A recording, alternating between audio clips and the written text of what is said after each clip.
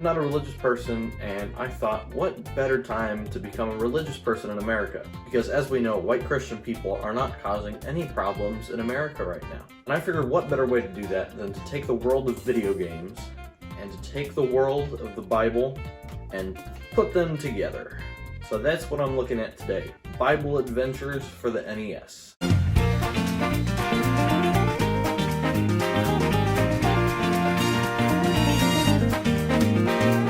Bible Adventures is considered by many to be the worst NES game, although I probably shouldn't be surprised considering that the Bible and video games don't really go together, but I've never played it, so let's see what all the talk is about. We start off on this title screen. I think we're supposed to pick which Bible adventure we want to play.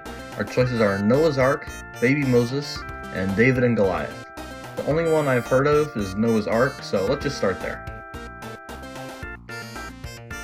In case you're wondering, that isn't a technical issue on my end. The sprites just blink like that. So from what I can tell in this game, you play as Noah, and your goal is to find the male and a female of each animal, pick them up, and carry them to this door right here, which I'm assuming is the door to Noah's Ark. To jump, you press A, and to pick up an animal, you press B.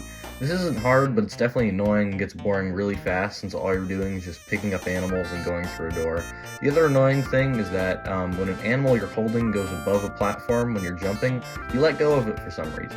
This isn't a huge problem, but occasionally an animal will run away from you and then you have to go find it again. This one isn't as bad as it should be. It's definitely tolerable. It's no masterpiece, but it's not that bad. I cannot say the same thing for the second Bible adventure though. This one is called Baby Moses.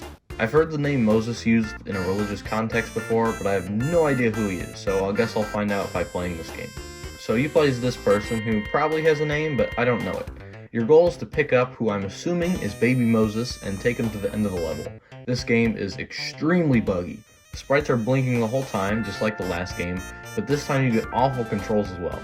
It doesn't help that you move super slow either. The obstacles in this game are spiders and these people. Enemies don't kill you here, they just make you drop the baby, do this to your face, and send you flying back. You can't kill them, so if a couple enemies are around you, it might as well be a game over because the chances of you recovering are extremely slim. You also walk over these spring plates? I don't know what they're supposed to be, but they launch you up in the air. The problem is that it's a gamble if you'll land in the water or on land, and if you land in the water, it's back to the beginning of the level because there aren't any checkpoints. Alright, so I think I've had enough of that.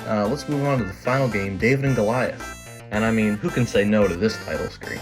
I have no idea what to expect here, so let's see what this is. So from what I gather, you have to pick up sheep and bring it to this area. If the lion touches you, it knocks the sheep out and does this to you. There are also these squirrels in the background that you can pick up, but from what I can tell, they don't affect the game whatsoever. It's really hard because the lion is a lot faster than you, and you can't pick up the sheep while it's unconscious. You can hold B when you aren't carrying anything to sprint, but it makes the whole game lag, so you end up running even slower. My main question with this one is, where's the Goliath?